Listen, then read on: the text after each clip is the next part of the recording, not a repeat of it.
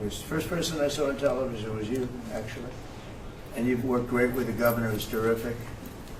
And you might want to tell a little bit about the trials and tribulations, but we appreciate the job that you and everybody have done. You had people there as fast as anybody's ever seen, so really appreciate it. We all do, and maybe you could say a few words. Sure. Well, thank you, Mr. President. I want to thank you for your leadership. Texas is strong, and the people of Texas are incredibly strong. They've gone through something that is absolutely horrific, and it is heartbreaking to watch these families suffer the way that they are.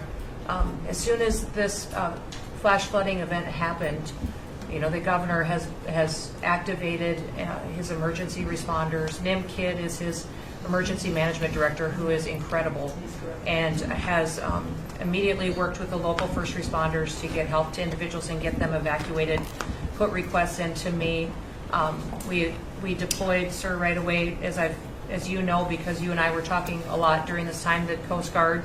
We also had some assets out of Customs and Border Protection. Our board TAC teams went in and helped with rescues and clearing debris so that we could get roads open and people get the help that they need. I think when I got there the most, sir, that day, as soon as I arrived on site, was getting a briefing from all the emergency responders, was just how unified they were in focusing on the fact that we're there to save lives. They were there to rescue people, find people who were still alive, and to reunify them with their family members. We as a federal government don't manage these disasters. The state does. We come in and support them, and that's exactly what we did here in this situation. FEMA went to an enhanced level immediately, but as soon as you signed the major disaster declaration, we were able to get them resources and dollars right away, just like you envisioned, through state block grants to help them with cleanup. And we're still there in presence, and FEMA's been deployed, and we're cutting through the paperwork of the old FEMA, streamlining it much like your vision of how FEMA should operate, and it's been a much better response to help these families get through this terrible situation. We still are looking for people. We're still looking for a lot of little girls and other family members that were camping along that river, and they will continue until they find every single person, and we will continue to help them and assist in that. I was surprised when I got there at the camp that day, right after this happened, the parents that were there, the parents that were looking for their children and picking up their daughter's stuffed animals out of the mud and finding their daughter's shoe that might be laying in the cabin, and just hugging and comforting people matters a lot. I'm extremely grateful for God's hand in that whole situation, because hundreds and hundreds and hundreds of people were saved.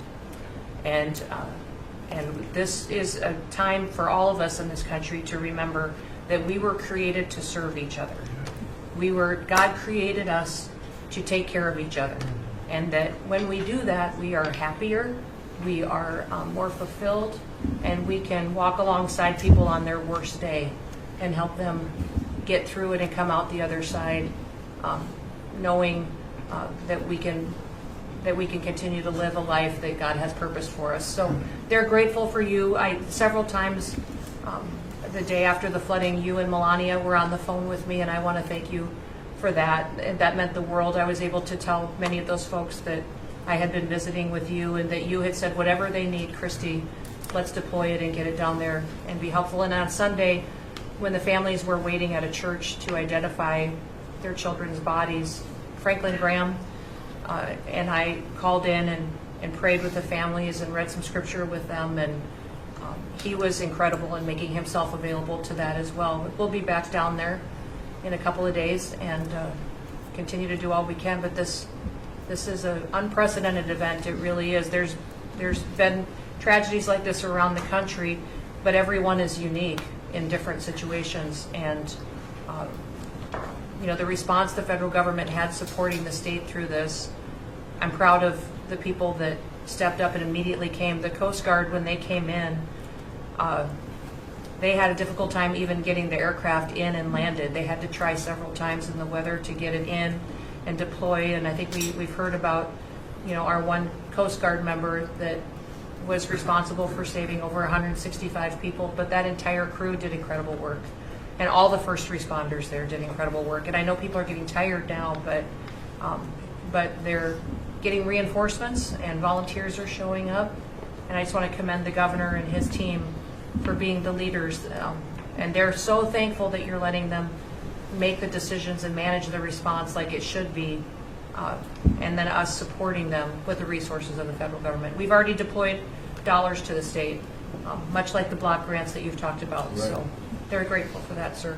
There's never been a wave like this outside of the breaking of a dam. Because this was almost a wave that ended up being 30 feet high, more actually. Now with the dam you can understand it, but this approached almost with that speed. When you see a dam break, it's not a pretty sight. It wipes out everything, and this is the kind of thing that built up so fast. And it's happened 2 or 3 times before over the years, but not to this extent. But tell them when you met the father who was picking up the daughter's clothing. And I had walked through so the sad. cabin where all the little girls died, and I had kind of fallen apart in there, but I walked out of the cabin, and a gentleman was standing there, and he said, that man over there needs a hug. And so I walked over to him, and I hugged him, and I said, do you work here? And he said, no, my little girl was in that cabin. And he said, and I just found her best friend about an hour and a half ago. She had passed away. And he just fell apart. And so then we just hugged and talked for probably an hour about that. But then there was the grandpa was there looking for his granddaughter as well. There was a dad there of one of the counselors. The counselor was alive, but she was dealing with the fact that she had hung on to some of these girls and was trying to keep them out of the floodwaters and had gotten hit by something and had lost 2 of the girls and wasn't able to hang on to them and was going to live the rest of her life thinking about that moment when she wasn't able to hang on to these girls. But these parents were picking up their kids' belongings out of the mud and throughout the camp and putting them in bags. And then one of the dads said, I knew 50 of these girls here. So I knew that was her dress, and my daughter's friend's dress. So he was picking it up and putting it in a bag to return to her parents. And so it was and then the director was there comforting everybody who had lost his father the night before too, and he was still there trying to facilitate all of these parents grieving their children and find them. So the strength of people is incredible. One of the things that I asked there today, that day, was that they all have escorts or counselors when parents come in. So from that point, that when they came into the camp, that they have somebody with them when they're going and looking for their children's belongings or looking for their children. And so very emotional, but also just so tragic. The relationship with Texas and the governor has been obviously very good for years with me, but the relationship with Texas and their first responders and us with our first responders and lots of other people, and we brought in a lot of helicopters from all over, and we had a lot of helicopters. It was actually dangerous, a lot of helicopters up there, but they were real pros, and they were responsible for pulling out a lot of people, and we got them there fast, and Texas had some good ones too, but the response has been incredible, and the fact that we got along so well, I don't know, I don't even think that's a political thing, but we got along so well, and it was so unified. I think a lot of lives have been saved. That could have been as bad as it was, and you could have lost double or triple. This thing was just really horrible. Well, congratulations on a great job, and I appreciate it. I know you're going down. I'll be going down on Friday with First Lady, who will be taking a trip, and we don't want to get in anyone's way because that's what happens. The president goes and everyone's around focused on. I don't want anyone to focus on us, but it's possible they could have somebody saved still. There's a lot of areas. It's a big area, and probably unlikely at this point, but there could be. They're thinking there could be the possibility, but what a tragic situation. A good job, and we'll see you on Friday, and we'll finish out the day here. I think you've been reading a lot about it's a terrible topic when you talk about financial after this, but we have a big country and we've been doing very well. The tariffs, as you know, are starting to come in at record levels. Tremendous amounts of money are coming in to our country. We never did that before. We're not used to it. We only have tariffs going out. We only adhere to the rules of other nations who charge us tremendous tariffs because we were led by stupid people or people without any business sense. And I'd like to ask Scott, you could maybe talk a little bit about how well we're doing with regard to the money coming in. And the big money will start coming in on August 1st. I think it was made clear today by the letters that were sent out yesterday and today. Go ahead, please. Yes, sir. We will have taken in about $100 billion in tariff income thus far this year, and that's with the tariff, the major tariff not having started till the second quarter. So we could expect that that could be well over $300 billion by the end of the year. We don't agree with CBO scoring, but for those who do, the CBO scored tariff income over the next 10 years at $2.8 trillion, which we think is probably low. And sir, under your leadership, we're witnessing. And they gave us no credit during this last little, the great, big, beautiful bill. I always use the word great. I add that to it because it really is what it is. It's never been anything like it, actually. And I want to thank all the Republicans that voted for it. And I want to, scold the Democrats because they're voting for tax cuts. They're voting for no tax on tips, no tax on Social Security, no tax on overtime, and many, many other things far more important than that. Great health care. And frankly, every Democrat should lose their election because it was purely political vote. They were told not to vote for it. So think of it. We got 218 to 2. And then with the Senate, we had 50 to 3. Democrats didn't vote at all. Not one positive vote with all of the good things in there. Economic development money, tremendous border money. Now you're loaded up on the border. And I don't think we're going to need so much of it because we had zero come in last month, so I'm not sure how much of it we want to spend. You may think about that. You may actually think about saving a lot of money because the wall's been largely built and it obviously worked, but you may want to think about that. But so I think it's incredible when I watch the Democrats and they have standard lines like they had Russia, Russia, Russia. They had the laptop from hell. It all came from Russia. They make things up and they go with it and they feed it to you people in many cases. And they said, here's the line. And I hear the new line is death. Oh, it's death. Everyone's going to die. There's nothing to do with that. In fact, we're saving our country. Death is from allowing 25 million people into our country, of which 3 or 4 are stone cold, hard criminals. 11,888 are murderers, many of them committing more than one murder. That's death, and the Democrats did that. Joe Biden did that by allowing people to come in here, just totally unchecked, unvetted, open borders, open borders. The whole world was dumped into our country from prisons, from gangs, from mental institutions. We have many people walking the streets, walking in areas that we don't know anything about, that came out of insane asylums. They released their the insane asylum population into our country, and it's amazing the job that you and Tom Homan are doing, by the way, on that. But we have to get them out, and we have no choice. We have to get them out, and we are getting them out. And so, Pete, you want to tell them about our great military and how well we did with respect to the bombers and the B-2 when we had the pilots here 2 days ago, and they were incredible people. Go ahead. Yes, sir. Truly a historic mission, and it demonstrated the skill and courage of the United States military. From those B-2 pilots and families that we had a chance to meet, sir, to the fighter pilots, to the refuelers, to the maintainers, to the air defenders who defended the base. What was demonstrated on the world stage was American military might and capability. And it wasn't just Fordo and Esfahan and Natanz that took notice in Iran. It was the rest of the world. That we have a decisive commander-in-chief willing to use these capabilities, which are the best in the world. As the president pointed out, no one else could have done what America did there on that night, and everyone took notice of that. With the one big beautiful bill, sir, we've got 150 billion additional to invest in Golden Dome and all the other weapons systems and stockpiles and shipbuilding priorities of yours.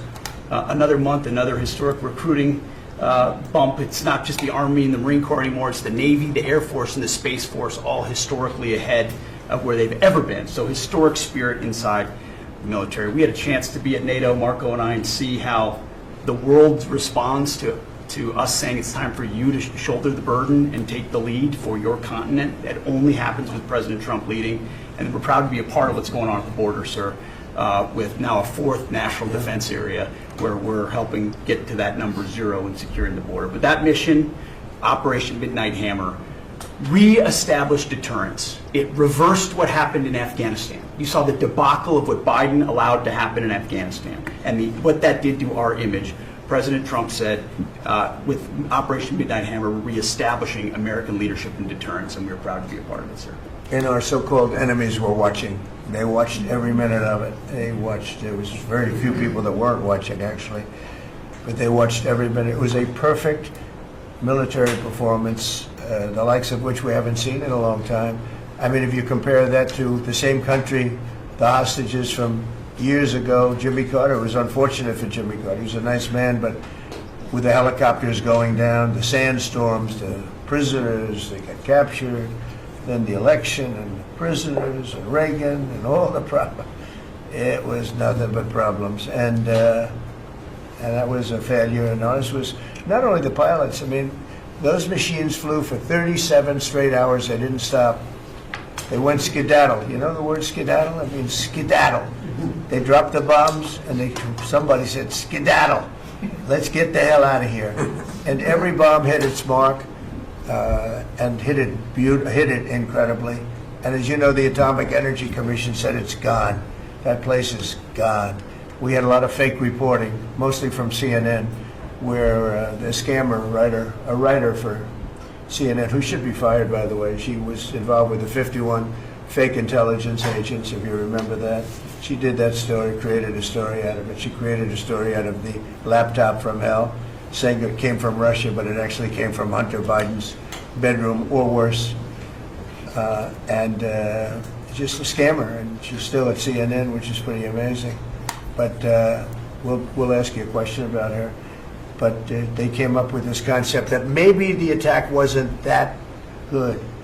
And I saw it happen right after the attack. I saw this person on CNN. I like to watch the enemy. You learn from the enemy. And I watch, because you have to know where they're coming from. And I watched her say, Anderson, I'm hearing stories that maybe they didn't hit their target. Maybe it wasn't that good a hit. And they were hearing stories. The next day it was a little more, and the next day a little more. After 3-4 days, she was saying, I don't know. I don't think it was that. Except by that time, everybody knew it was hit perfectly. The evidence is in the planes. The pilots are the best evidence. But they actually came out of their plane, because they were here the other day, and they said, it was so sad.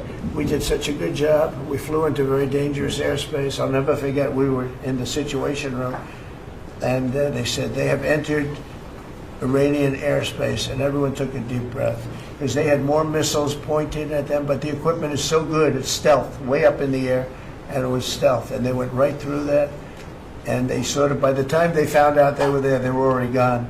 That was the word skedaddle, get the hell out of here.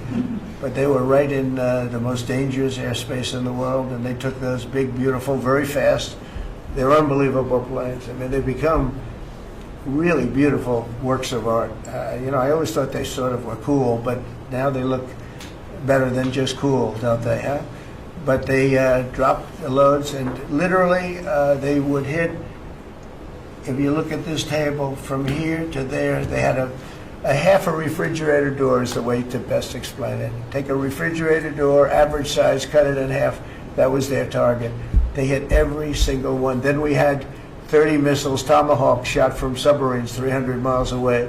Every one of them hit their target. It was a perfect mission. Then they came back, almost 37 hours. Every plane worked perfectly. The mechanics were here too. I said, you got to get the mechanics here. We didn't have any problems. If you remember, they had a lot of problems with the helicopters, but they did fly through a dust storm, which they shouldn't have done. Sometimes you say, let's go back and try it on a nicer day. Dust and sand don't work well with helicopters if you know much about helicopters, but that was a horrible embarrassment to us. Then we had Afghanistan, which I think was the most embarrassing moment in the history of our country, and we would have gotten out. I was the one that got them down. I would have kept Bagram, the big air base, which right now is controlled by China, among the most powerful runways in the world, thick with concrete and steel. Anything could land, and right now they were 1 hour away from where China makes its nuclear weapons. I was keeping it. Outside of that, we were leaving, and I would have been out faster than them, but we would have gotten out with strength and dignity. Instead, that was the most botched up mess I've ever seen. They left all that equipment behind, and every year they have a parade running down some third-rate street with the equipment. You know, it's supposed to be Fifth Avenue. It doesn't work. But with all that equipment that they left, they should have taken every ounce of it. I was taking every ounce. I said every screw, every bolt, every nail you take out of there. And Millie said, I remember one time, sir, we're better off leaving the equipment. Why? Well, it's cheaper. I said, cheaper? You mean it's cheaper to leave a $150 million airplane rather than flying it into Pakistan or India or someplace, or just flying it straight home? It's cheap. Yes, sir. That's when I knew he was an idiot. Didn't take long to figure that one out. But they left all that equipment, but they left their dignity behind. It was the most embarrassing moment, in my opinion, in the history of our country. Not that we got out. We should have not been there. But that we got out the way we got out, with great embarrassment and death. You had 13 young people. I've gotten to know their families very well, but you had hundreds of people killed that nobody talks about. You had the other side, many people were killed. Many people are walking around with no legs, no arms from that whole thing. They left from the wrong airport. They should have left from Bagram, because Bagram was a big base with hundreds of miles of fencing and territory around it. Nobody would be able to get near it.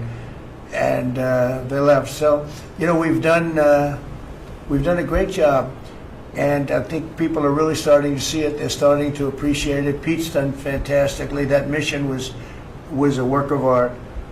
And I have spoken to some of our perceived, I don't know if they're enemies, but they're perceived as being potential enemies. And they essentially said the same thing. Very impressive. There wasn't a thing that we didn't lose an engine. We didn't lose it. They landed and they were cheered. But the sad thing was they were cheered, and one of the pilots said, we were a little concerned because when we got out, we were told that on television they were reporting that we may have missed our targets. Sir, we hit every target. That's what I do for a living. We hit every target. In fact, when the bombs hit, a yellow haze came over the horizon that I've never seen before. It just lit up the whole horizon, brighter than the sun. It was like looking into the sun. He goes, we hit our target, because you know what that was exploding.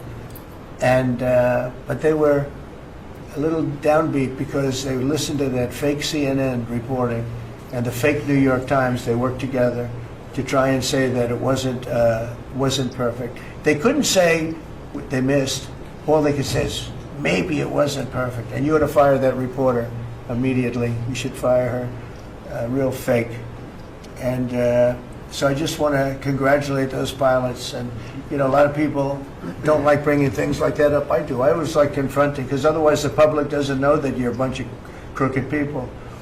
But they know, they've learned, and the media has to straighten out their act. The media is down to 17% approval.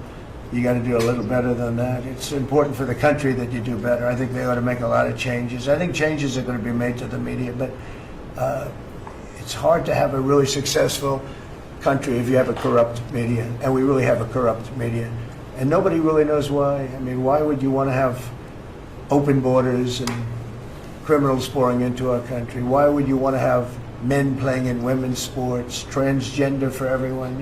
You'll have to figure that out. But some of you don't. I mean, I'm looking at some people, they love the country, but I look at other people and they can't. But we're really proud of our military. It was, and the people that maybe don't like us or want to play games with us, because I think that had you not had the situation in Afghanistan, I don't think Putin would have gone in. I think when Putin looked at how stupid and incompetent that operation was, he said, wow, this might be a chance. And we're dealing with him now too. We're not happy with Putin. I'm not happy with Putin. I can tell you that much right now, because he's killing a lot of people. And a lot of them are his soldiers and their soldiers, mostly. And it's now up to 7,000 a week. And I'm not happy with Putin. Okay, any questions? Yes. Yes, sir. You just said that you're not happy with Vladimir Putin. Is there anything that you plan to do to act on that feeling of Well, I wouldn't be telling you. Don't we want to have a little surprise? You know, one of the things we did with the attack is that, and you asked that question, I didn't mean to be rude, but I'm in a rude because I'm looking at some of these crooked people up here, so I'm rude, but your question was asked very nicely. But one of the things we did is we went over every fact. We wanted to get every fact straight. We wanted to have the distance straight, the number of pilots straight. Everything had to be correct, because this was a very important mission. If we failed on this mission, it was beyond the war that, obviously we had with Iran and Israel, and a lot of hatred, a lot of years and years of hatred, centuries of hatred. People have never seen anything like it.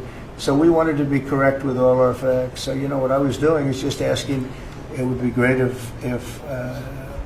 if the media would be correct with their facts. That's all we ask for. So go ahead. So finish it up. Oh, yes. Just returning back to Russia, if there's anything that you would signal about your displeasure with them. Well, I'm very unhappy with them.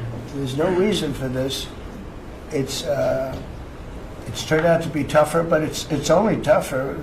And I will say the Ukrainians were brave, but we gave them the best equipment ever made. We gave them the anti-tank busters that knocked out tanks. I mean, you just aim them in the direction of the tank and the tank is gone.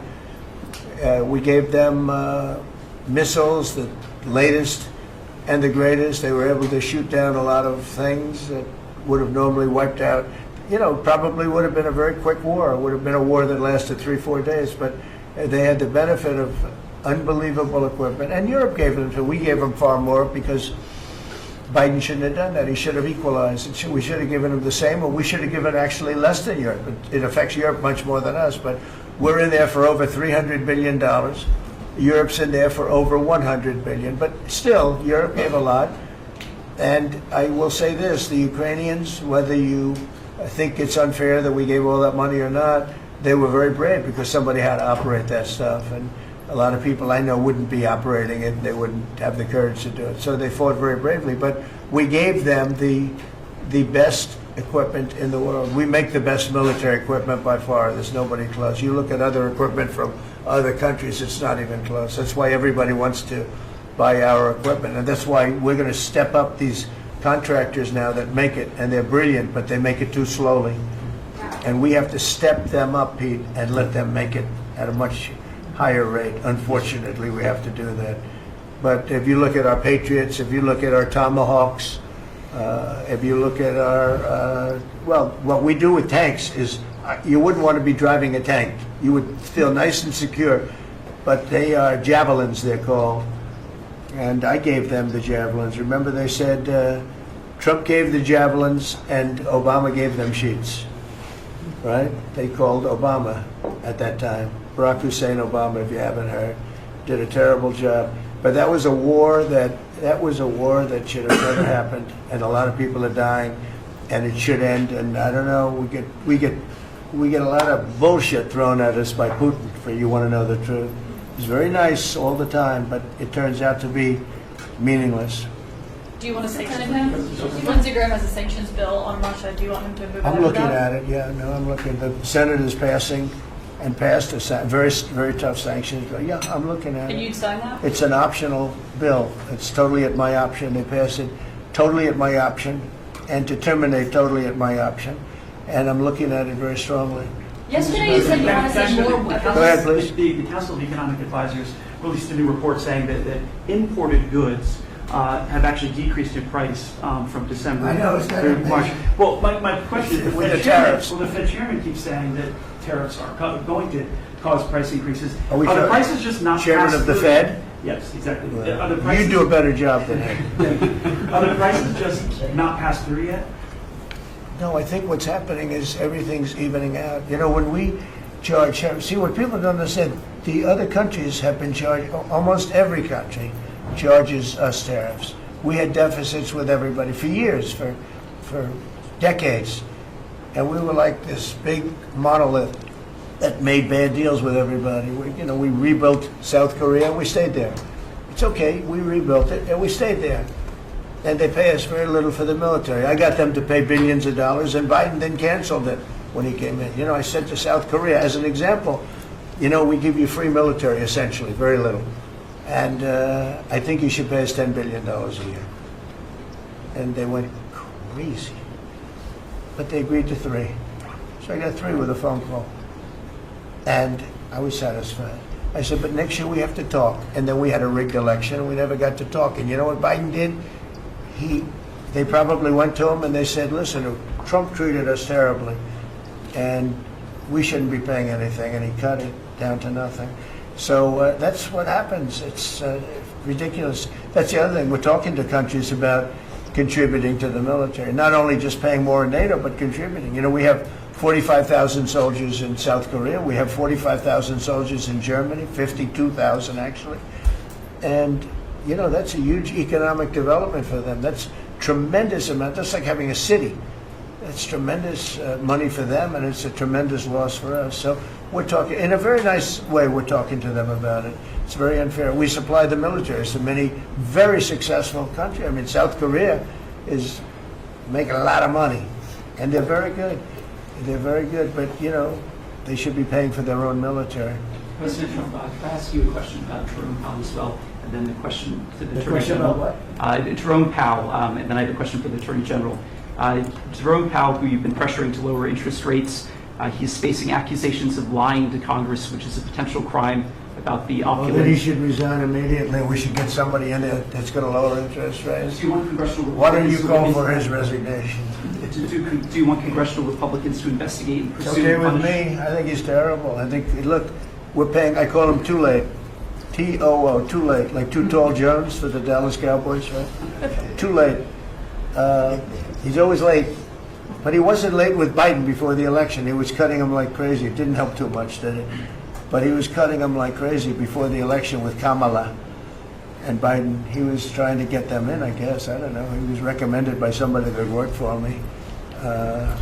I like you better. If I could ask the Attorney General a question too, President. Sure.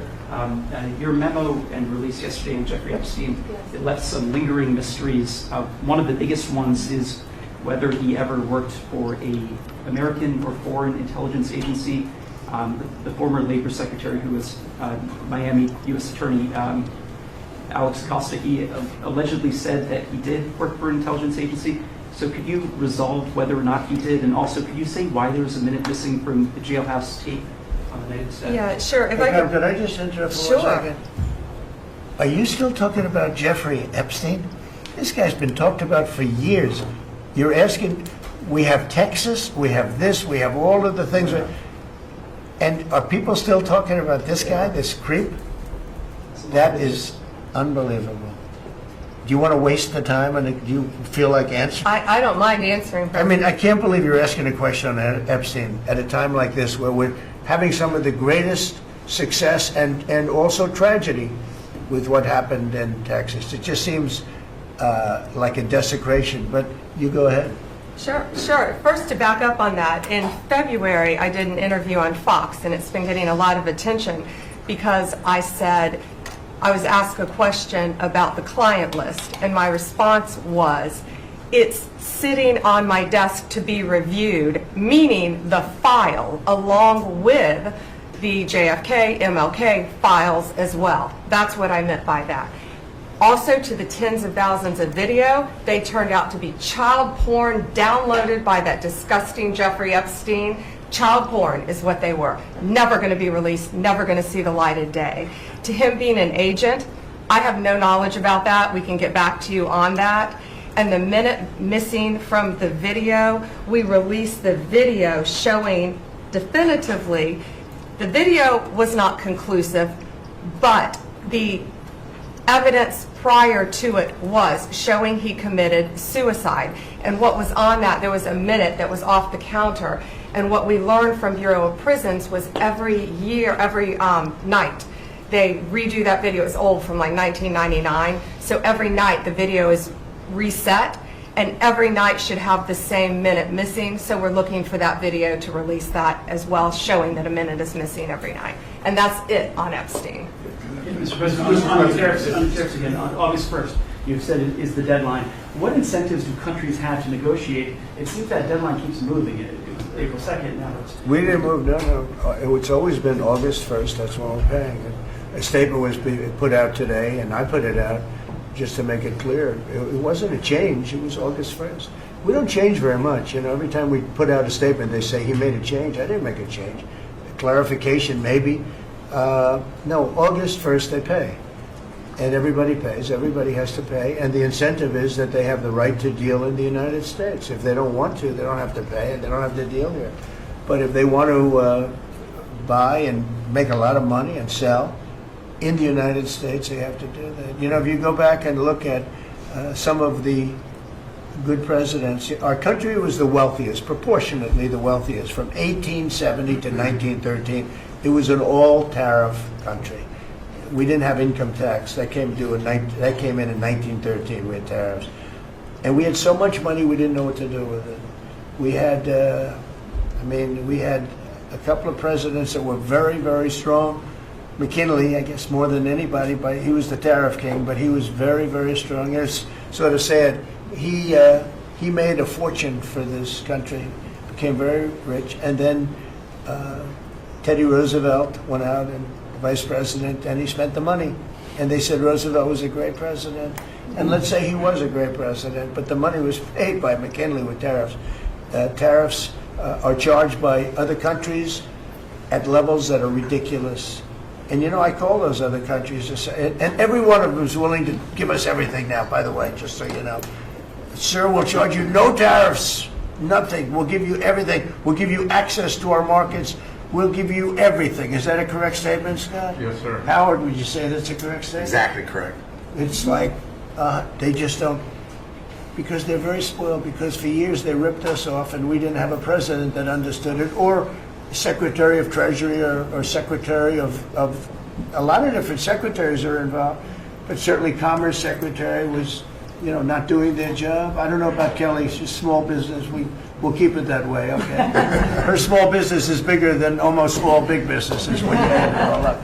But no, they are very respectful of our country. But the incentive is that they have the right to do business with us. Without that, they don't have the right to do business. And that would be okay, too. And with the flurry of deals, will we hear in the next 24 hours, will we hear a flurry of deals? Yeah, we have a lot of them going out. But the deals are mostly my deal to them. We're picking a number that's low. We don't want to hurt them. And fair. We're picking a number that's lower than, in most cases, lower than what they charged us. But it's amazing when you've paid all this money for years and they get one president that's a little bit different and a little tougher on this subject, and they're willing to drop everything they've been charging us for years and years. I mean, we have countries going, we will have you don't have to pay any tariff to come in and do business. They're giving us total access to their countries. They gave us no access to the country. They'd say, well, you cannot go into our country. Okay, good. Now we will give you total access and you don't have to pay any tariffs. But please don't charge us tariffs. And we don't like that deal. So the letters I send out are, we have made some deals. We can make a lot more deals. It's just too time consuming. It just makes it more complicated. And we can do things over the years too. We're not hard line.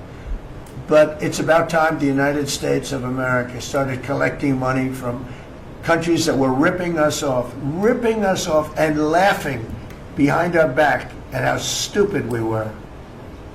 Okay? Thank you. Mr. President, Yellow. on the tariff issue. So you've talked about India coming, but then a couple days ago you issued a new tariff threat to members of the BRICS countries for if they aligned with anti-American policies. 10% charge. That would be India, Brazil, That's Russia, right. They have to pay 10% if they're in BRICS. Because BRICS was set up to hurt us.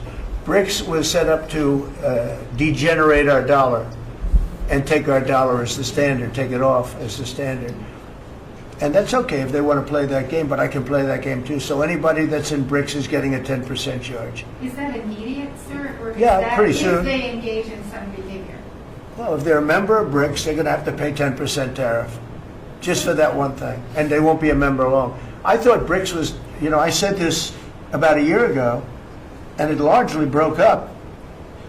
But, there are a couple that hang around, but I thought it largely broke up. BRICS is not, in my opinion, not a serious threat. But what they're trying to do is destroy the dollar so that another country can take over and be the standard. And we're not going to lose the standard at any time. If you have a smart president, you will never lose the standard. If you have a stupid president like the last one, you would lose the standard. You wouldn't have the dollar as you. And if we lost the world standard dollar, that would be like losing a war, a major world war. We would not be the same country any longer. We're not going to let that happen. The dollar, you ever hear the expression, dollar is king? The dollar is king. We're going to keep it that way, okay? And I'm just saying, if people want to challenge it, they can, but they're going to have to pay a big price. And I don't think any of them are willing to pay that price. Thank you, Mr. President. Are you optimistic about reaching the tariff deal with the European Union soon? Well, the European Union has been speaking to us, Ursula and the whole group, and they've been very nice. They treated us very badly until recently. Now they're treating us very nicely. It's like a different world, actually. They've treated us very badly. They were among the toughest to deal with. Actually, in many respects, they were much worse than China. Look at what they do to our companies. They sue Apple. They sue Google. 17 billion they got from Apple on a lawsuit that they didn't have a case. They have, judges that are European Union judges. And they take so much money away from our country in terms of that, in terms of other things that they do. They're very tough. But now they're being very nice to us, and we'll see what happens. We're probably 2 days off from sending them a letter. We are talking to them. I just want you to know, a letter means a deal. A lot of people say, we got 200 countries. We can't meet with 200 countries. We have a few trusted people that know what they're doing, that are doing a good job, but you can't do it. You have to do it in a more general way, but it's a very good way. It's a better way. It's a more powerful way. And we sent them a letter. You read the letter. I think it was well crafted. And mostly it's just a little number in there. You'll pay 25%, 35%. We have some at 60, 70. Those are ones with massive, where we have massive trade deficits because they've treated us very badly. But I would say in every case, I'm treating them better than they treated us over the years. Don't you agree with that? I do. I could have done much. I could have been much harsher. I don't want to do that. We want to have relationships, but in every case, they treated us far worse than I'm treating them. I'm treating them very good. I could go higher with the tariffs, but I don't want to hurt them. That's why when you just read it, you come up with the number. It's so incredible that prices are actually going down. Just so you know, when I got in, everyone said, eggs are going through the roof. That was I was in for about 4 days, and they started screaming at me about eggs. They said, that's Biden's problem. I didn't know about eggs. But eggs went up about 5 times. You did a fantastic job. And we ended up shortly getting, in fact, for Easter, they said, go out and buy plastic eggs. You can't use real eggs. Well, we bought 200,000 eggs for the White House for the Easter egg hunt that we have at the White House, and there were eggs. We had the price down, and now the price is lower than it was before. We did a good job with eggs, but we did a good job with groceries. Our prices are down in this country. A big part of it's oil. The oil, you had a couple of places last week, you had $1.99 for oil, for gasoline. Nobody thought they'd see that. I want to get it lower if I can, but we've done a good job. You've done a very good job. Do you want to say a couple of words about that, you and Chris, about what's happening with energy? Well, absolutely, but I would say on the pricing side, President Trump, the fact that you've endorsed and supported a policy of energy dominance, that sends a signal to the market that we're going to have more supply. You talked during the campaign about inflation being a country buster. You've broken the back of inflation in 6 months, among all the other things you've accomplished. We have no inflation. And we've got, and then heading into the 4th of July, these were the lowest gas prices at the pump in 4 years. And again, for Americans, this is like hundreds of billions of dollars that stay in their pockets because we lowered the price of gas at the pump. But when we lower the price of energy, it lowers the price of food, it lowers the price of the clothes you wear. It's the biggest thing. It's the biggest thing. It's like a big tax cut. When you get energy down, every 50 cents is like a massive tax cut, and we've gotten it down much below that. You know, we had great energy, great low prices, everything else. When the election turned over, I'm trying to be nice about it. It turned over, shockingly, but nevertheless it happened. Energy started going up, and it went up really bad, and then he went back to the Trump policy. The problem was they didn't know how to do that, and he lost it. He lost that sucker. That big sucker was out of control, and his energy prices went way up, and that's what caused it. But it was also stupid spending. They spent money like, they used to use the term drunken sailors, but I won't use that term. Although it is very descriptive, I won't use that term. I refuse to use it. But they spent money at levels that nobody had ever seen before, and trillions and trillions of dollars wasted on the Green New Scam, greatest scam in the history of our country, other than maybe Russia, that might have been. But the Green New Scam was the single greatest scam in the history of our country, and continues to be, but it's weakened badly. It's hobbling along because people are they're finally getting it. But they spent trillions of dollars on the Green New Scam, getting nothing for it. Devised by a couple of young people that weren't even good college students, you know? Not even good students. Check out their marks. Can you clear something up, Mr. President, on what you said last night? Not for CNN. You said you The were last, Not for CNN. Go ahead. the You last said you jobs send report, in the more last money jobs to report, Ukraine. Mr. President, in the last jobs report, the manufacturing jobs actually lost 7,000 jobs. When will the investments that you've been talking about have an effect Well, on they're manufacturing? building the plants now. About 7 have started. We're going to have hundreds started within a short period of time. Lee Zeldin, who may be the most important man in this room, I'm sorry, but he's the one that gets the permits, whereas he's the one that has to get the permits for the plants and the factories, and permits that used to take 5 years, he's getting in record-setting times. AI, we're leading China a lot in AI, and if we go with this, you know, I'm allowing the plants to build their own electric. I'm allowing them to become an electric utility, so they can produce their own electricity, because we need double to be successful with AI, which is the biggest thing now. We need double the electricity that we have, which is hard to believe. We need even more than that. And they're building plants with their own electricity substations. They don't have to use the grid. And anything they build extra, they're putting into the grid. So we're supplying the grid with brand new electric sources. And you know, it's funny, when they came to see me, they never even asked for that. I told them about it. The reason they didn't, they thought that was an impossibility. You're not allowed to build your own electric. These are massive investments that are being made in building electricity for their plants. And they're going to have, I think, Doug, a lot of electricity left over. And that electricity is going to be passed into the grid and give us no more, you know, like you look at California. They have blackouts and brownouts every week. They're totally out of control. They have a really incompetent governor. Where's Chris? Is he here? You want to speak to the subject? Yeah, I think a huge thing in the One Big Beautiful Bill, Mr. President, because of your leadership, is the ending of these subsidies, as you call them, the Green New Scam. That saves our country $500 billion over the next 10 years. But American taxpayers were paying twice. They're paying that money, $500 billion in the subsidies, and they were paying more expensive electricity price. If you subsidize something, you should at least lower the cost of it. But in this case, we were subsidizing something and paying more for it. So the One Big Beautiful Bill had two huge things: ending wasteful spending.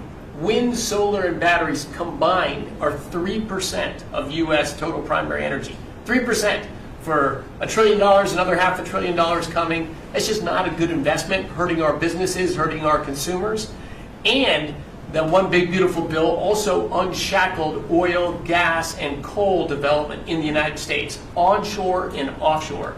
Secretary Burgum has been working tirelessly on how, by getting the government out of the way, private businesses will develop more resources in the United States, lowering costs for American consumers and making much better leverage for the United States to help our allies abroad and reduce the power of our adversaries abroad. So just a huge win on the energy front all around, and I thank you for your leadership.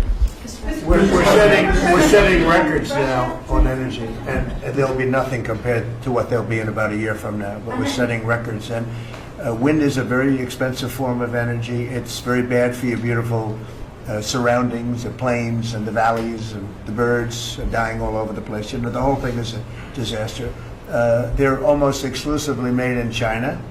Not that I have anything against China, because I don't have a great relationship with President Xi, but I asked him, how many wind farms do you have?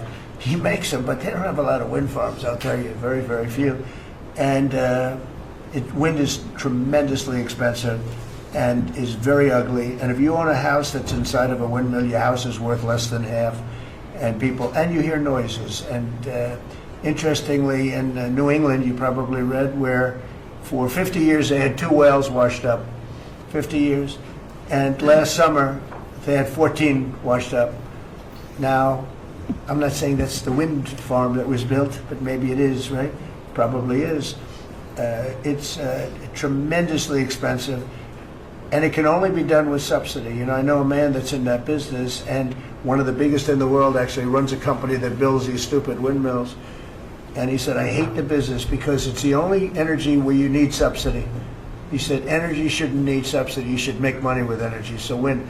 The other one is the solar, those big solar fields. They're taking our farmland. Our farmers are like mortified by it. They hate it. It's very, very inefficient and very ugly too. You know, probably better than a windmill, but you go around and you see all these things that are 3 miles long by 3 miles wide, and you say, what the hell is that? And it's a lot of plastic from China. It's plastic, black plastic from China. Now, we want to be smart. We're going with, look, China right now is building 58 coal-fired plants, 58 big ones. They have 62 on the books to build.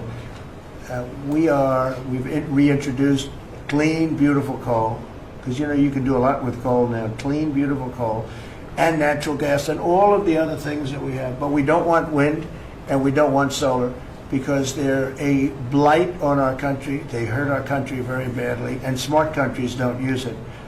Solar sounds good, I will say, and I like, on occasion, you'll see a roof which is made out of solar brick, but it's a smaller use. We need the kind of thing that's going to fire up our plants, and it's not going to be wind, you know, that is very intermittent, as you probably know. But they've spent a fortune. They've spent trillions of dollars on this stuff. And I'll just give you one other story. A friend of mine is a very successful guy. He went back to see his mother in Minnesota. He hadn't seen her in a long time. And he wasn't back for 10 years, which isn't a nice story. I mean, you don't see your mother for 10 years. She's got some difficulties, which I know the guy, he does have some difficulties. He's very successful, but probably not the nicest person. It was actually longer than 10 years, but he went back and he told me he wanted to go and look at the valley. There's a valley in Minnesota that he thought was so beautiful. I hadn't seen it in a long time. He's driving along the road. He said, oh my, I'll use the word gosh, oh my gosh. He said, oh, he said, it looked like a junkyard. You had 159 windmills. They were all over the place. Some were old, some were newer, different companies, different shapes, different sizes, different colors. Many of them were terminated. Terminated meaning closed. You can't take them down because the environmentalists don't let you bury the blades because they're made out of a fiber they say is bad for the earth. So they want you to put them up, but they don't let you take them down. But many of them were turned off. He said it looked like a junkyard. Go to Palm Springs, California, and take a look at that pile of junk. And you go into a wealthy neighborhood. Before you get there, you have to ride through hundreds of windmills that are, most of them are turned off. They're rotting, they're rusting, they're 30 years old, 20 years old, and they have a very short life. You know, those windmills have a very short life, especially the ones that are in the nice salty Atlantic Ocean and Pacific Ocean, where the salt just gets under that steel and decimates it. Now, it's a horrible, horrible thing for our country. And I speak out. It would be nice to say wind, because it sounds so good, doesn't it, Doug? Wind, wind. But it's not. It's these ugly machines And they're all made, you got to see, some are a little taller, a little shorter. They're made by different companies. They have different stocks. They have different blades. They have different everything. It is so horrible. And if you look at smart countries, they don't use it. Smart countries don't use it. And we're now a smart country. We're a brilliant country. We're not smart. We're brilliant now. We're going to be a brilliant country. We have to be, because we have to catch up for some really stupid people that did a bad job. Yes, Brian? Yes, Mr. President, I've got a quick comment and feedback as a native Texan, someone that I grew up bringing my kids to a camp very near the affected camp now. Thank you on behalf of Texas. I've gotten hundreds of messages that want to thank. If you're in the cabinet room, you can tell the president and his team on behalf of Texans, thank you so much for the quick response and the loving, the hugs. I saw that you gave. Two quick questions. I saw a Palestinian senator. His name is Schumer. He's a great Palestinian. No, he's a Palestinian. He's become a Palestinian. He's abandoned the Jews. But I saw him say, it's Trump's fault. Yeah, that's right. It's Trump's fault. He was actually, do you ever see John Lovett's The Liar? Where he goes, yeah, I went to Harvard. That's right. This was Schumer. He goes, yeah, it's Trump's fault. That's right, it's Trump. I actually saw that stupid guy try and blame it on me, and I said, man, that's a tough one to take. But his career is limited, because I hear AOC is going to beat him, and she's no bargain either, by the way. Go ahead. Well, I would just say that's an example of an America First team effort to get this country back. So that's what America First looks like for the viewers watching us at home. My two questions. Looks like we have a rogue judge, an Obama-backed rogue judge that is attempting to block the funding to Planned Parenthood, which the big, beautiful bill cuts off the funding to Planned Parenthood. Any plans to challenge that? Okay. Absolutely. Yes, we're on it. We're on it. And I texted, I believe, I talked to yesterday Secretary Lutnick and Secretary Besson. I reached out to you to let you know that we were on it in the big, beautiful bill. Wonderful. And then I let her handle that question. You noticed? I said, go ahead, handle that question. I'll toss it to her. Then my second question was Secretary Rollins. You did an amazing press conference today in front of the Department of Agriculture. You talked about the Farm Act and the need to get China out of our country, owning farmland. For the viewers at home that might have missed that, can you recap what that means to national security to make sure we can grow our own food? Well, thank you, Brian, sir, if you don't mind. Yes, this morning Secretary Hegseth, Secretary Noem, and Attorney General Bondi and I had a press conference at the USDA. I just happened to have a chart in case it came up, but obviously the Chinese owning of farmland in our country is a massive national security issue. And for the media, you can see the yellow is where all of the farms have been purchased over the last number of years, and the red is around all of the military bases where that farmland has been purchased. So this is a massive national security issue. The press conference this morning included 3 of our greatest governors as well, Sarah Sanders from Arkansas, Jim Pillen from Nebraska, and Bill Lee from Tennessee.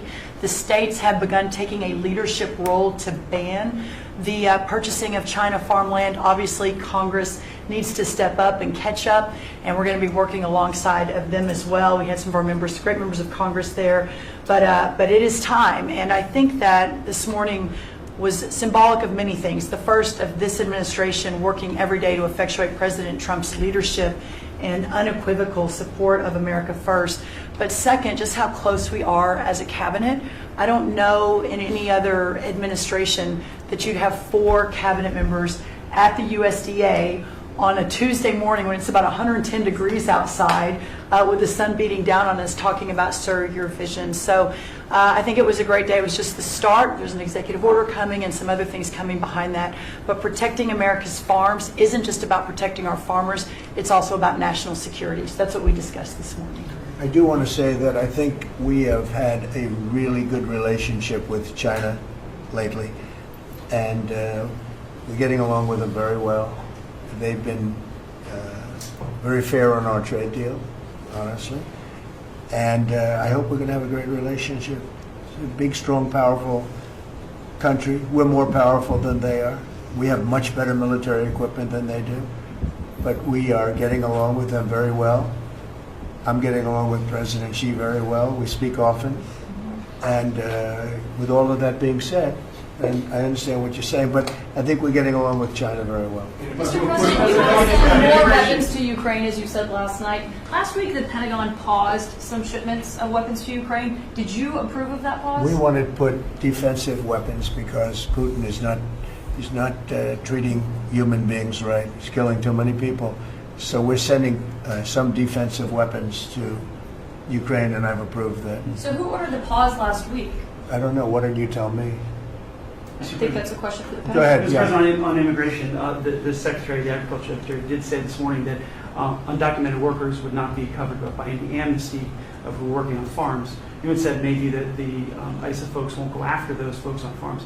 So which is it? There's no amnesty. What we're doing is we're getting rid of criminals, but we are doing a work program. Do you want to explain that, please? Yeah, this morning we talked about, of course, this was a top of mind question. This morning we talked about protecting the farmers and the farmland, but obviously this president's vision of no amnesty, mass deportation continues, but in a strategic way, and then ensuring that our farmers have the labor that they need. Secretary Chavez-DeRimmer has been a leader on this. Obviously this comes out of the Labor Department, but moving toward automation, ensuring that our farmers have that workforce, and moving toward an American workforce. So all of the We're above. going to give the farmers the people they need, but we're not talking amnesty. Laura, do you want to say something about Yeah, thank you, Mr. President. On this, thank you, Secretary Rollins, how important this is never to displace the American worker. What the Department of Labor is doing is focusing on what the law entails now, being more modernized, more streamlining, to work through the H programs. We're going to have a concierge approach to that, where we have developed a new office to answer the need of our farmers and ranchers and producers, and not to displace the American worker, and follow within the law now. And that does not include an amnesty program at all. And we've seen that working, and we'll continue to have that roll out. On the other topics that we've somewhat talked about, the jobs numbers, Mr. President, 4 months in a row we've seen those jobs numbers increase. That's an exciting time for our manufacturers. That was asked earlier. We know it's going to take some time, but through that deregulation process that Lee and I are working on as well, the Department of Labor has rolled out 63 new deregulations that we're going to be moving through. In the first Trump administration, it was successful with over 30. We've just rolled out 63 new ones in order to double down on those manufacturing companies, to let them know that we have signaled through this process that we will assist them in getting the workforce that they need. It's an exciting time. That one big beautiful bill, that was the signal to my former colleagues in Congress to get this done. It's been an important time. I spent time on the ground visiting 7 states in 9 days prior to that bill being passed, because it was the most pro-worker piece of legislation that we will ever see really in this country right now. No tax on tips, no tax on overtime, no tax on Social Security.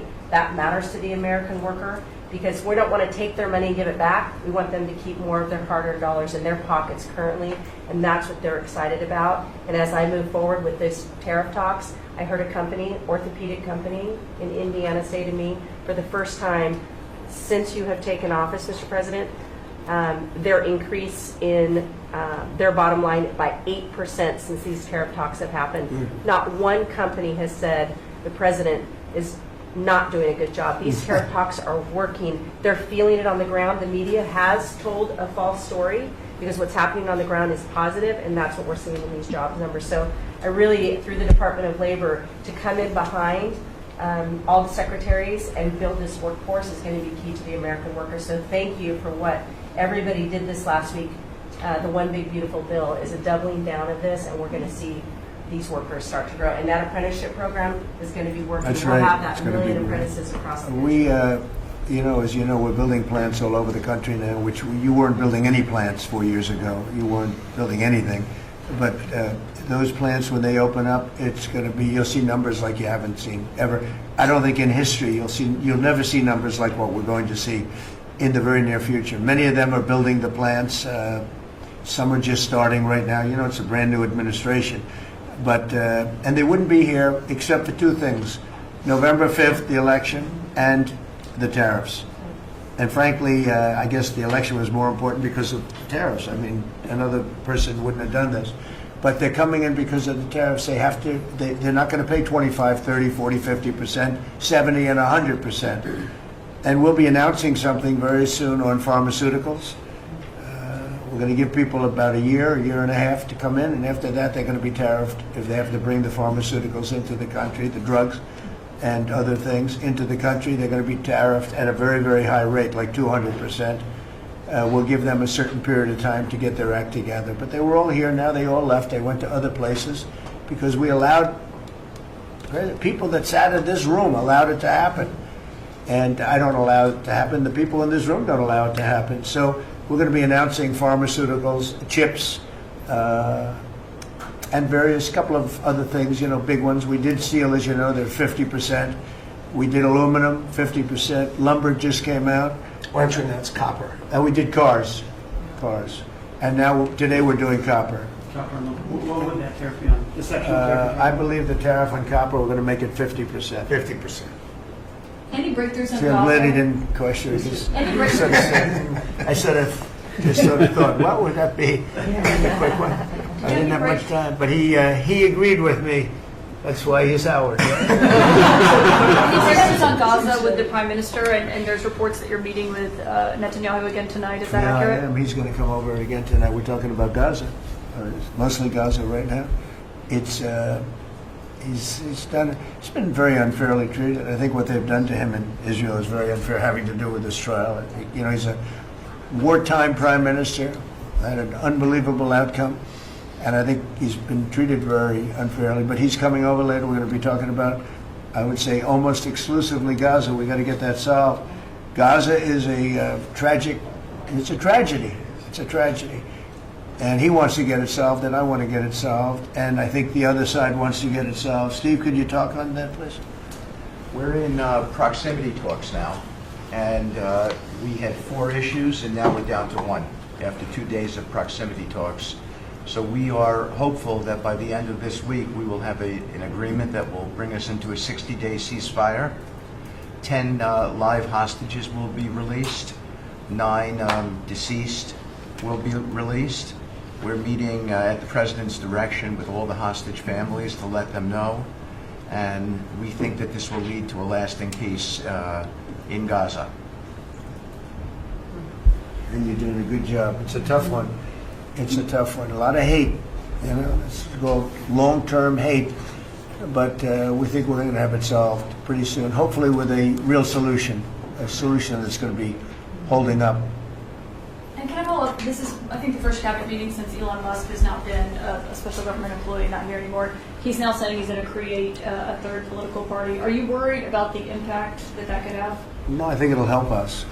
It'll probably help. Third parties have always been good for me. I don't know about Republicans, but for me. Are you second guessing any of the cuts that Doge made? Since you described him as off the rails. Look, we cut hundreds of billions of dollars with Doge. We could have done it differently. I would have done it differently a little bit, maybe, but it was something that we saved a lot of money. You can always second guess. I guess some of the people in this room maybe would have done it slightly differently, and some would have done it exactly the way it was done. But it was dramatic, and it was important, and we found a lot of things like billions of dollars given to people for environmental protection, where they had $100 in the account, like in Atlanta, Stacy, and then you had another one with 20 billion here, and 20 billion here, and 2 billion here, and 15 billion, and Lee, you might want to mention just a couple of those things that we really got because of Doge. At the Trump EPA, the one big beautiful bill was filled with many big beautiful wins for the taxpayer. It delivered a sledgehammer to the Green New scam. Billions of dollars rescinded. So it's a big deal for the American taxpayer who sees money go through pass-throughs that are filled with self-dealing and conflicts of interest. They see unqualified recipients. They see reduced agency oversight, and they want accountability with their tax dollars, and they got it. So in the example of the Stacey Abrams connected NGO, they received $100 in 2023.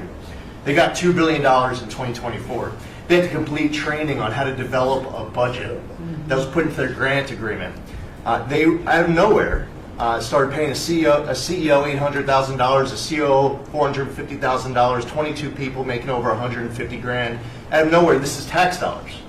So money go through pass-throughs, through other pass-throughs, through other pass-throughs, and we lose oversight over it, and you see that it's going to former Biden officials, it's going to former Obama officials, it's going to Democratic donors, and we're not here saying we want to take money from a left-wing NGO and give it to a right-wing NGO.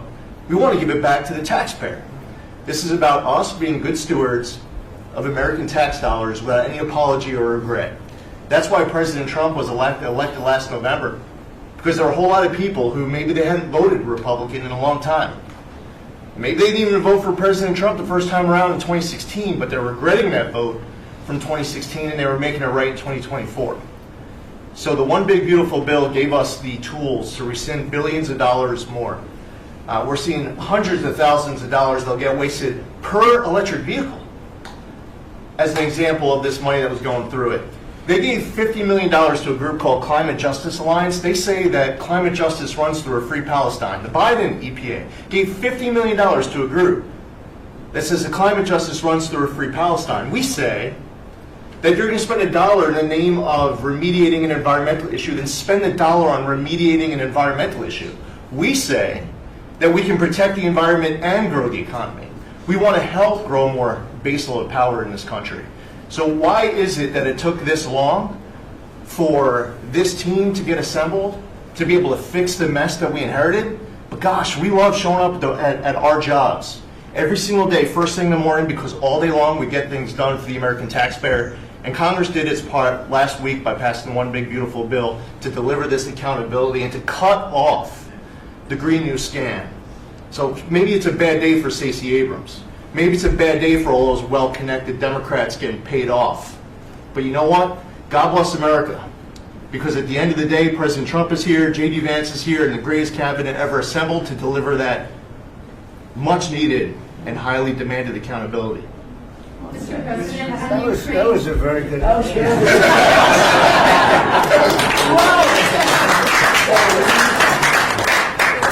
And that's from the heart. That's from the heart. On Ukraine, the Ukrainians have asked the International Court to go after Russia for using toxic chemicals in the fight. Germany and Germany and the Netherlands have intelligence saying that. What does U.S. intelligence believe, and what do you believe about the use of chemical weapons? And would you agree that that's a case for the court? Well, I'd ask John maybe to discuss it, if you'd like, John. Well, Mr. President, obviously chemical weapons, if it's documented in its use, it's illegal. It's against all international laws of armed conflict and treaties. And obviously I can't share in this room with this audience the intelligence that I can share with you privately, but obviously you're not going to stand or allow for any violations of international law by anyone. That's right. Thank you. Could I ask Sean to Department of Transportation, Sean Duffy, former great congressman, very popular, decided to go out and make a couple of bucks. He made a lot. And he got bored with that, though. He likes serving people better, the people. And could I ask you to just discuss a very important subject to me, and that's the modernization of our equipment at airports so that planes aren't crashing into each other and bad things don't happen. It should have been done many years ago. We were going to do it, and then the election precluded that, unfortunately. But we're doing it now. Could you tell them where we are? Yeah, if I can start with Newark. You guys all covered what happened in Newark. We had outages for a couple of 30-second outages a couple months ago. We have, in 2 months, Mr. President, it's historic speed, laid new fiber lines for communication and tested those in the next month. So those new lines for the Philly Tracon that controls the Newark airspace, they're up and running, lightning fast speed. June was the most on-time June ever in the history of Newark for air travel. So that's going incredibly well. By the way, we shouldn't have dealt with this because Joe Biden and Pete Buttigieg had moved the center from New York to Philadelphia. They didn't test the lines. They didn't do the work, which is what brought us all these problems. But in the Big Beautiful Bill, we got $12.5 billion. This is a historic investment in air traffic control. And so what the money is going to allow us to do is move from copper to fiber all over the country. So new copper lines. We think we can do that in 1.5 years to 2 years. We have radar that dates back to the 1950s, some of it from the 60s and 70s. We get brand new radar across the country as well. We have some infrastructure money to build TRACONs and centers, the en route centers that control the traffic across the country. So this is a massive new start to rebuild air traffic control. And again, this is dilapidated. Americans think that their government takes care of them and makes the investments that are necessary to make the country work. And for 30, 40 years, the investments weren't made. And so under your leadership and direction, we are making those investments. And per your direction, right now we are interviewing what we could call a general contractor or an integrator. One company to manage. It's a massive project. The FAA is not qualified to manage this kind of a project. So we are now going through the process of finding who that one company will be to manage the whole project. We'll interview those companies together and make that selection. So we'll write one big, beautiful check to one beautiful company that'll be responsible for this this whole build. But if I just make one last point, this is not enough money. We're going to need more.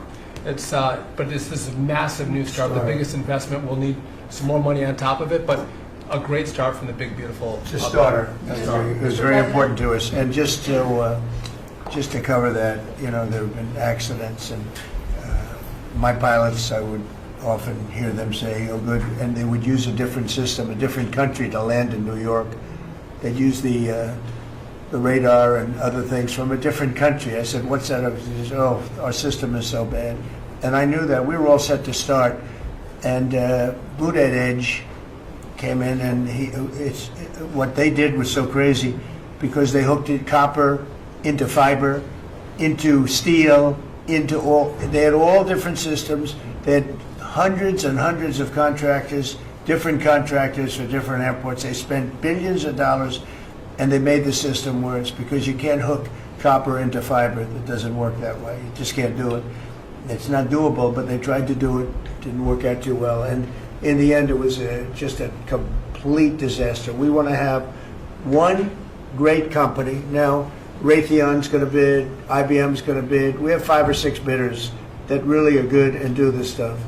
And we want one, because I know about overruns. I look at the railroad out in California, headed up by one of the worst governors in our country, who I used to get along with actually, but he's just, when you lose 25,000 houses and you would have had your cities burned down. If we didn't step in, Los Angeles would have been burned to the ground. But you look at that, and I said, I really know how to build, and you got to have one guy, one contractor, one great one, whether it's IBM or Raytheon is good, but you have 4 or 5 that are really, really great, and they're all bidding against each other. But you don't want to have one doing the wire and one doing the digging and one doing the demolition and then they're all saying they all blame each other because they're saying they were late and therefore you have to pay me millions of dollars more money. I know the system so well, and we're going to have a great company do the whole thing. We're going to get a fantastic price. Maybe we'll get them. They're very big and very strong, and maybe we'll get them to make a contribution toward getting it done at the right price. But we're going to have a great system. When we finish, we will have the best system on earth, done by one of the 2 or 3 best companies. There are only a few companies can do this. This is not. But if you would have seen what this other group did, they were going crazy. They had, I heard 3,000 contractors. And then when it all came together, guess what? It didn't work. It's a disaster. So we're going to have in a pretty short period of time, it'll take us about 2 years to build it, and we'll have a contract given out probably over the next couple of months. We have some great bidders, some great companies that want to do the job. You're going to have great air traffic control. Yes, can I just make one last point on this? So the last administration signed a contract with an American company to fix the copper to fiber, and that contract was a 15-year contract. The system is failing today, but that's how idiotic and incompetent the last administration was. And under your leadership, we're saying, listen, we don't have time. We don't have 15 years. We don't have 5 years. We have to do it right now. And so the president always talks about on time and on budget. We have embraced that. We are going to be on time and on budget. And by the way, you mentioned a train out in California. Stay tuned for probably give us 5 days and you'll have an answer on what's going to happen with the $4 billion that we potentially have invested on a train that's going to go nowhere. It's going to be $120 billion that'll never connect San Francisco to LA. Again, the last administration wasted so much money on projects that never work. If you're going to have high-speed rail, you're going to invest billions, we should actually have high-speed rail in America, not boondoggles that fund political friends and allies and family They have members. from San Francisco, inside of San Francisco to inside of Los Angeles. Should have never been built because airplanes do it better. And you could drive it. You could drive it. No problem with driving it. The roads aren't even crowded. So they were going to do this. Somebody's idea. Somebody got paid off a lot of money and they started it. It was going to cost a very small amount of money. And it ended up costing literally hundreds of times what the original. And now what they did is they said, well, going into the city is too big a deal. So we'll leave it 25 miles short of the city. So now they're leaving it. They're not going to finish it, really.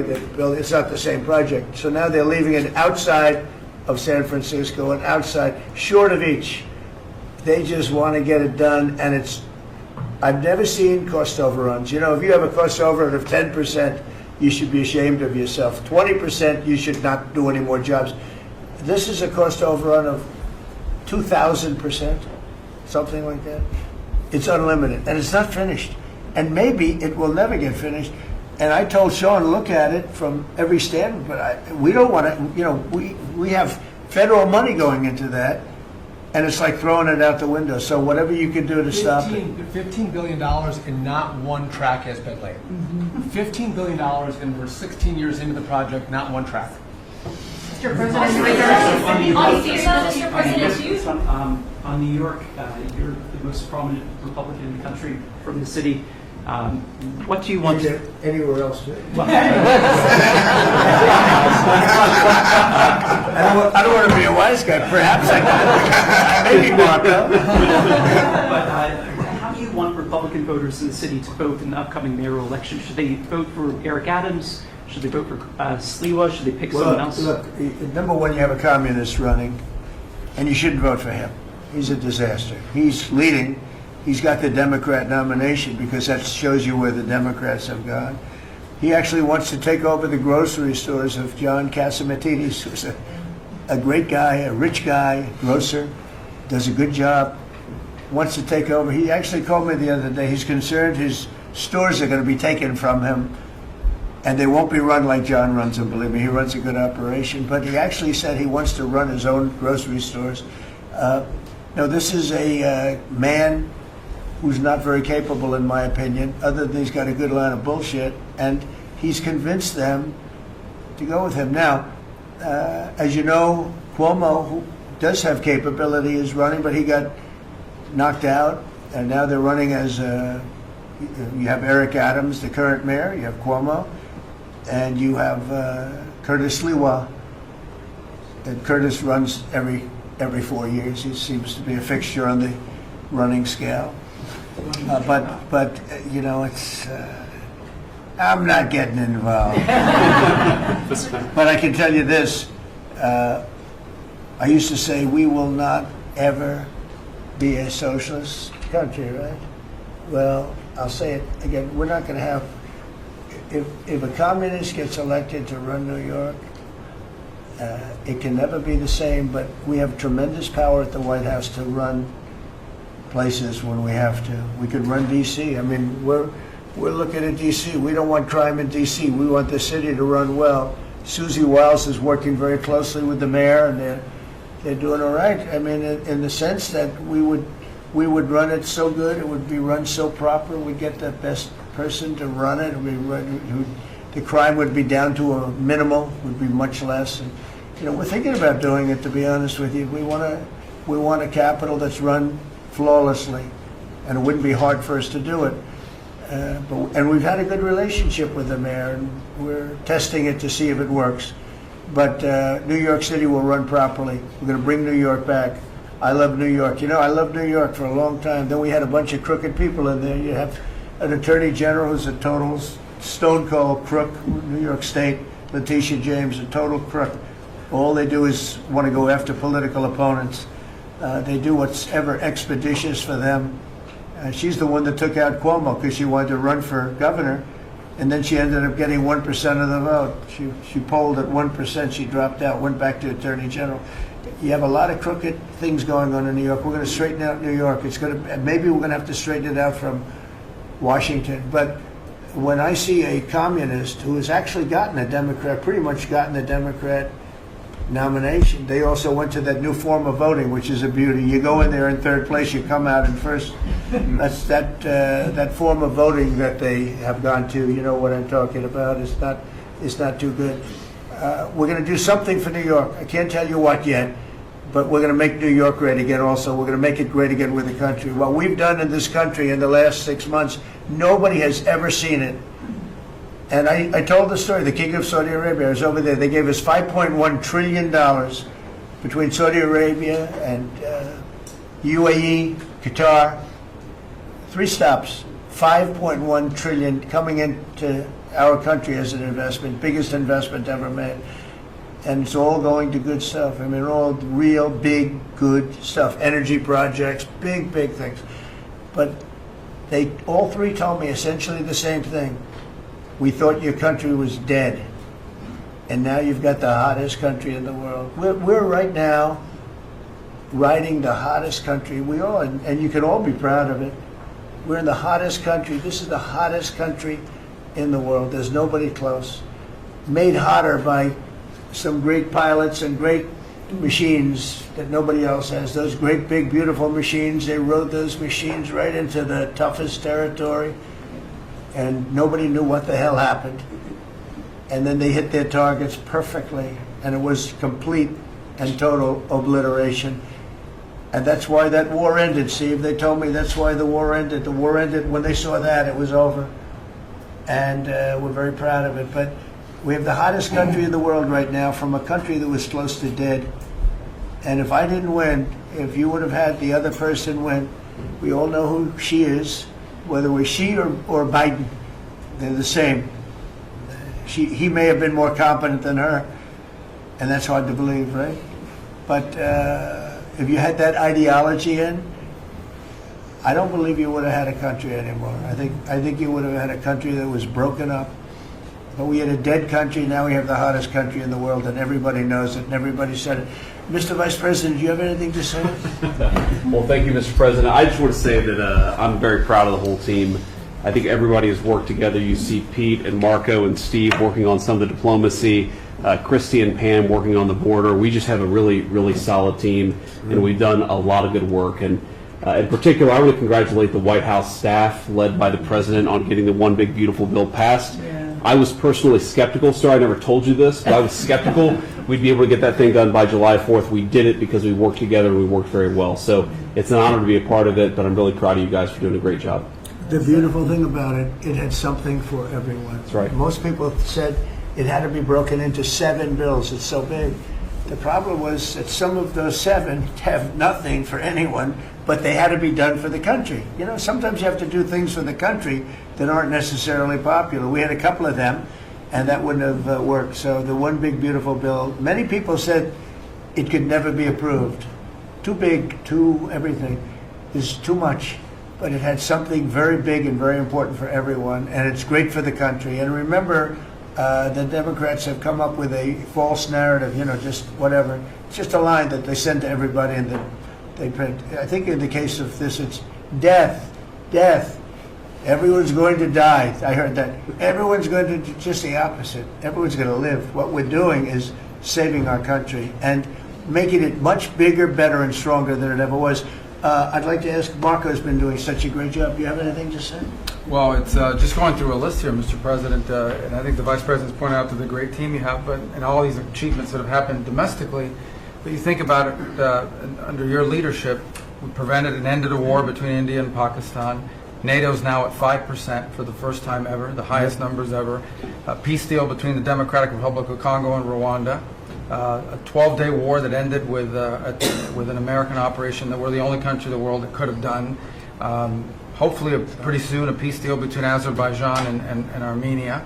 The entire Middle East and the infrastructure of it has the potential now to change because of Syria and Lebanon, and it hasn't even been 6 months. Sure. It hasn't even been 6 months, so it's a great testament to your leadership in this. Well, thank you very much, and you've done a fantastic job. Could I just ask Linda, she's involved in so much, she's so talented and so good, and she's working on a couple of little things like Harvard, who was given $5.5 billion over a short period of time.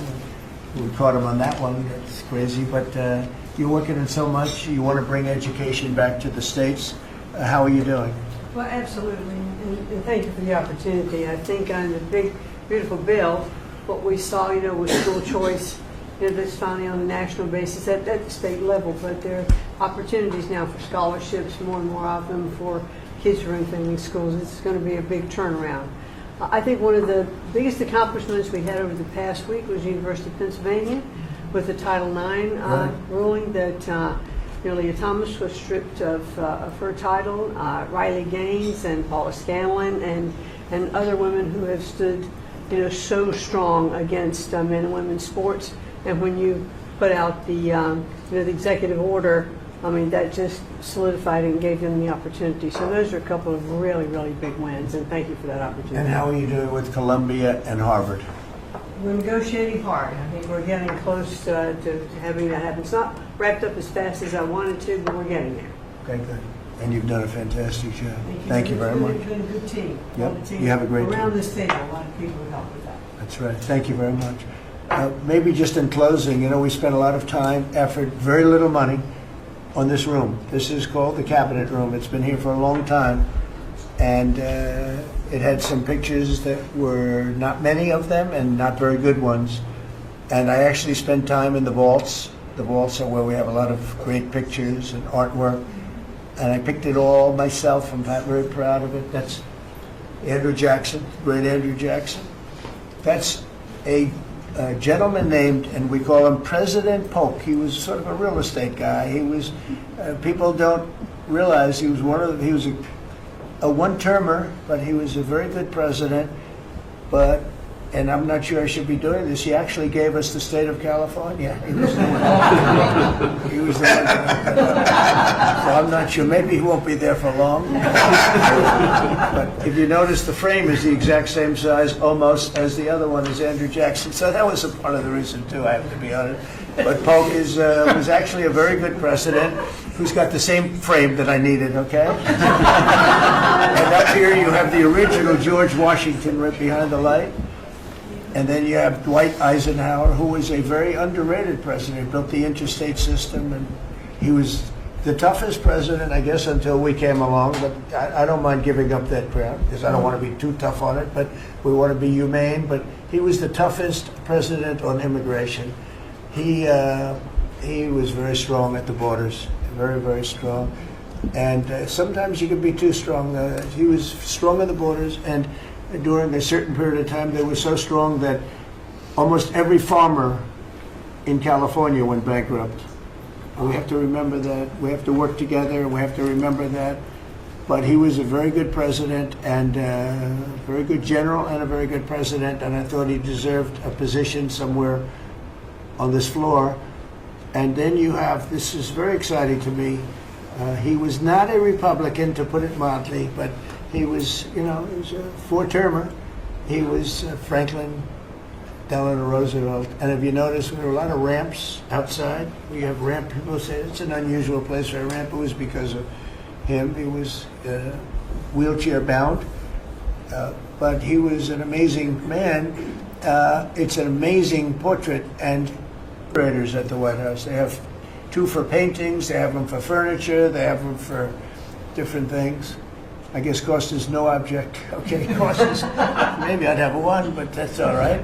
But we have 6, and they're very talented, though. And he said, that's a picture of FDR. I said, really? Let me see it. They took off the wrappings, very well preserved. And they said, that's the picture they've been looking for years. That was the picture of Franklin Delano Roosevelt. And I said, oh, wow. And likewise, that fit, see frame-wise, it just doesn't work. It doesn't work if you have, I want to be nice, but it doesn't work if you have a big frame, a little frame, but it's like perfection. I'm a perfectionist. The mirror was down in the vaults also. I said, where is this from? And it's a very old, very storied mirror, beautiful. We put that up. And then over there is Honest Abe Lincoln. And that picture was in his bedroom.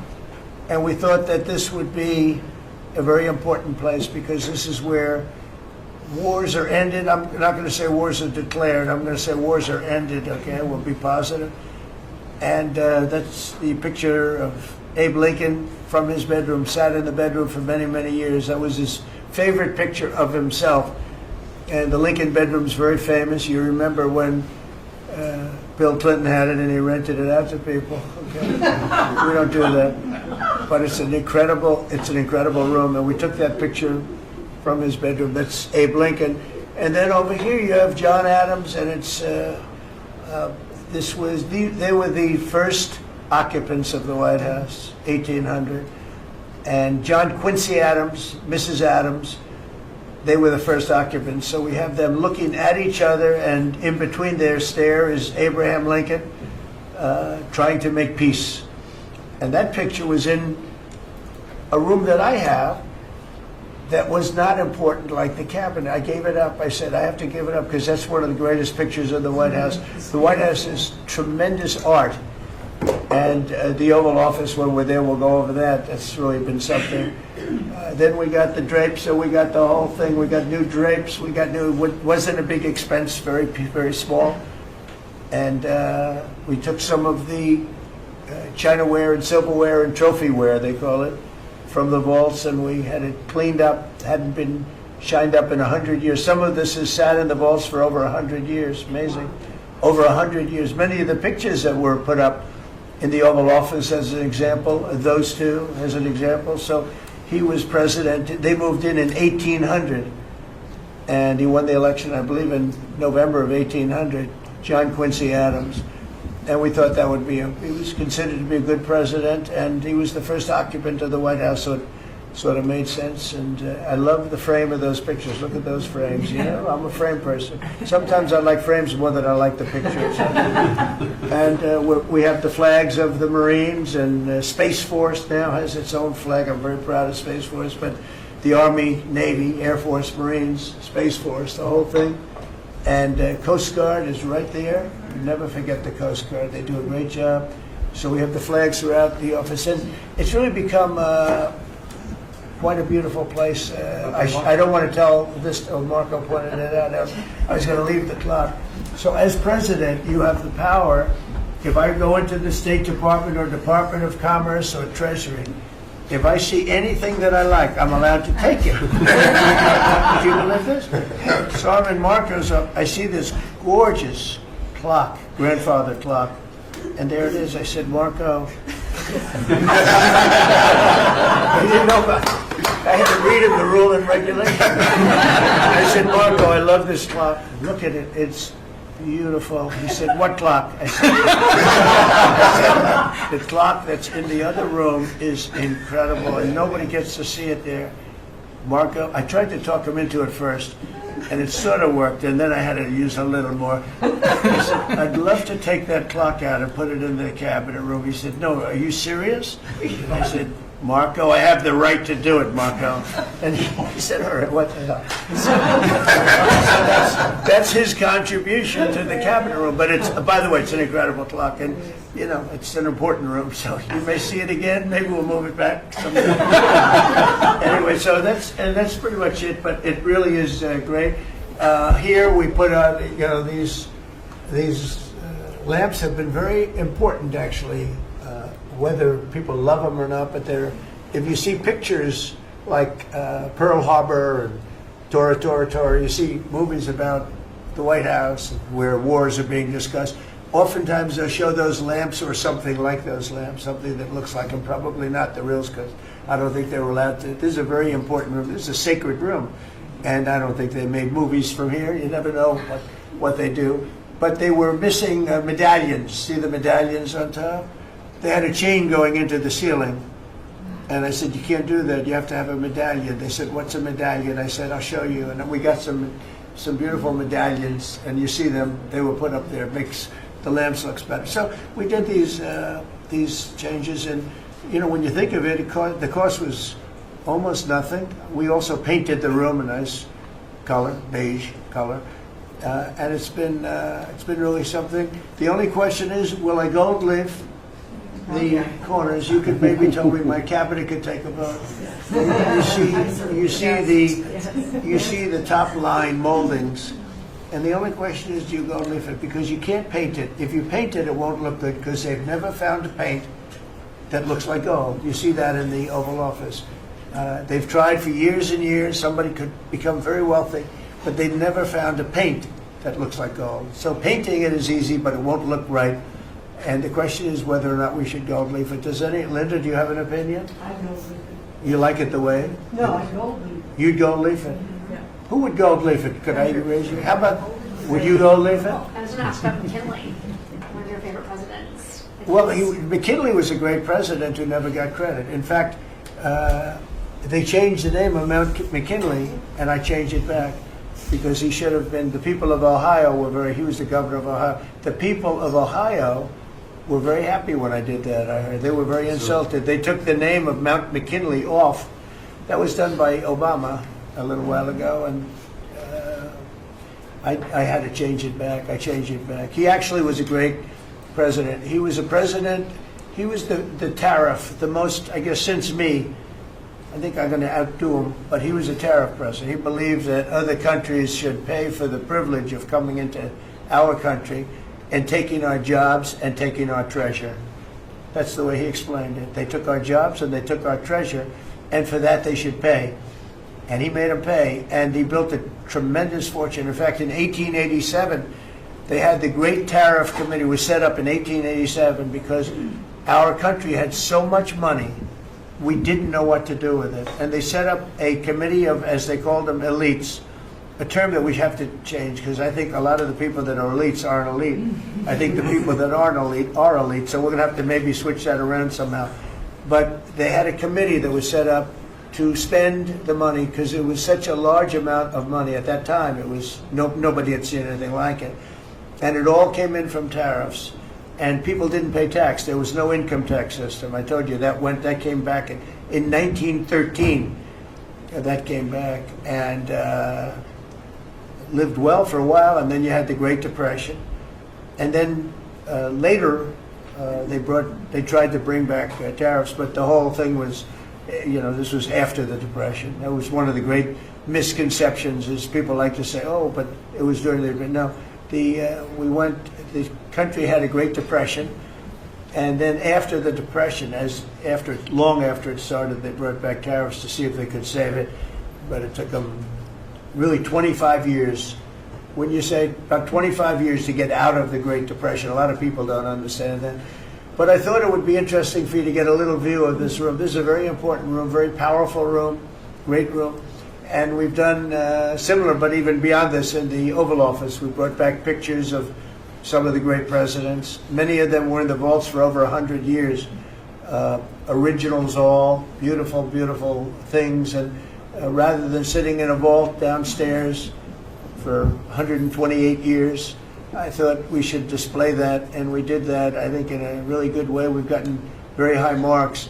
But it's interesting. People walk into that room and they look around the room. They don't even want to talk to me. They could look at it for hours. It's funny when people come into the Oval Office. It's such an incredible. It's a sacred place. When people come into the Oval from the biggest people in the world, presidents, prime ministers, kings, queens. One case at least, queens, and the biggest business people in the world. They walk into that office and. They always say, there's no place like this in the whole world in terms of the power. It's beautiful and all, but there are other beautiful offices. You have businessmen that have offices that are, full floors of office buildings, floor-to-ceiling glass, and they walk in there and they say, there's no place like this anywhere in the world. There's no place. And, it's what it represents maybe more than the physicality of the room itself. So it's an honor to have you all, media. It's an honor to have you. I just want to say we have a fantastic cabinet. Every one of them is a star in my book. And if they're not, I'll let you know about it. I don't care. I'll throw them to the wolves. I'll throw them to the wolves in 2 seconds because our country comes first, right? But I just want to thank you all for being here. It's been a lot of fun. Thank you very much, everybody. Thank you. Thank you, everybody. Thank you, press. Thank you, press. Thank you, press. Thank you, press. I'll tell you some other time. Thank you. Thank you, guys. Thank you. Thanks, press. Yeah, I will. Are we talking about next week or next? I'm going to go. I'll be going to the game. Yeah, I'm going to deliver it. They have it in my office. You're right.